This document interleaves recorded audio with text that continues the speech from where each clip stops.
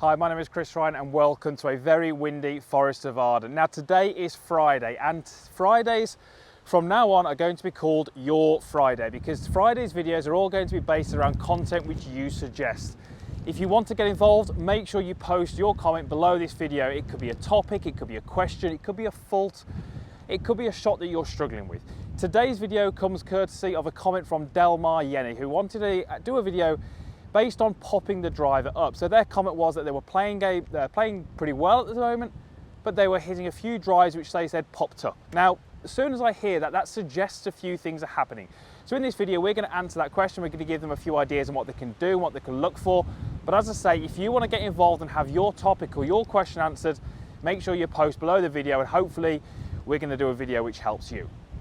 So what normally happens when we get that drive which pops up? Well, normally what happens is the golf ball is hit from the top edge of the driver, so where the club face meets the crown. What we often get is a ball which can go pretty straight, but it goes very, very high and generally doesn't go any distance at all. Now, why would this normally happen? Well, this would normally happen when we have an attack angle which is negative. By negative, we mean downward. So as the golf club hits the ball, it is in the process of traveling downwards towards the ground. With the driver, we would ideally like to hit the ball when the golf club is traveling away from the ground. There are golfers out there who hit down on the golf ball, who play this game very, very well. If that downward angle gets too severe, that's when we bring in the opportunity of popping that ball up too much. As well as the ball not going particularly far, you can also mark your driver. So many of you will have drivers which do have some sort of scuff marks on the top. If this is you, then this video is hopefully going to help. So the first thing we would get Delmar to do would be to first of all just look at the tee height. How high are you teeing the golf ball? Now, very often when someone does pop the driver up, it's not tee related. Sorry, it's not tee height related. However, you would want to check that. I would want to tee my golf ball up as a guide with about half the golf ball above the top of the club head. That's going to be a pretty good guide for most golfers. You may want to adjust it for you, and it would be based on strike as well. So adjusting it just to make sure you get the centered part of the golf club is going to help. Then we want to check our starting position. Have we got our upper body or your sternum set correctly to the golf ball? So as I take my setup to this drive, what you'll notice is that the buttons on my top or my sternum is set significantly behind the golf ball. The reason for that is two things. Firstly, I've got the ball slightly up in my stance, so much closer to my lead heel. Secondly, I've got my stance a little wider than I would have for my irons. And I've got a little bit of side bend to my right, so a little bit of tilt away from the target. Those three parts of my setup, therefore put my sternum behind the golf ball. It may well be that a couple of things are happening. Either the golf ball is too central in your stance, or potentially the golf ball is positioned well in your stance, but your sternum is not quite enough behind the golf ball. So you can see here I've got the golf ball nicely up in my stance, but my sternum is about in line with the golf ball. Effectively, when we move our sternum relative to the ball, we're effectively taking your swing circle, which is effectively how the club moves around your body, and we're just moving it forward or back. And you can see what that would do to the approach angle as I move that circle forward and back. We want to move that circle more back, so we hit the ball later in our arc, and the golf club has been given chance to reach its lowest point and begin working upwards. So before we even make a golf swing, there's a few things that we want to check in our setup. Is the tee height correct?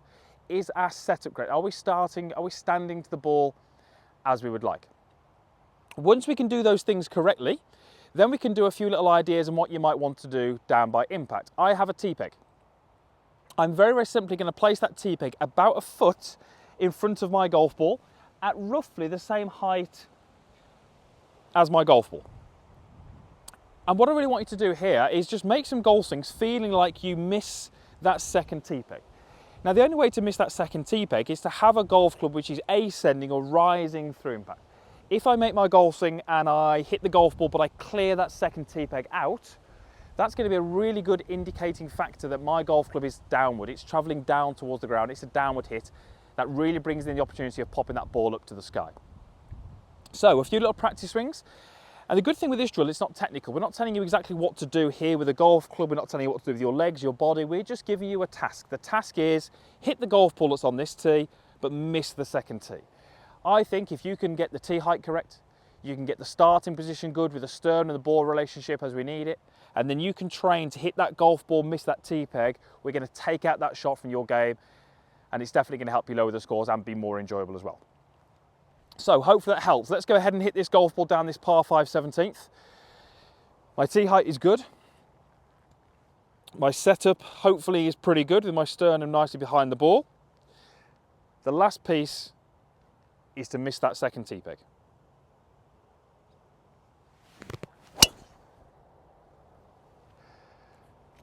Ball went down the fairway, second tee peg is still in place. That tells me everything I need to know about that golf swing. My attack angle was up, that actually felt a tiny bit towards the bottom of the golf club. However, that is absolutely fantastic.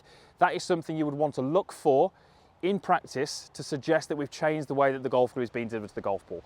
Steep angle of attack, you're going to hit high in the face. If you start to hit more up on the ball, you'll see that strike pattern move more down towards the centre, if not towards the bottom, and that is definitely going to help you hit more fairways with some more distance. So hopefully that helps, and hopefully it helps a few others out there who are experiencing the same shot. So remember, this video is called Your Friday. You're going to provide the content. I want to hear what your topics are, your faults, what your shots are, anything you would like me to do. Post your comments and hopefully you will get your question answered. Thank you for watching.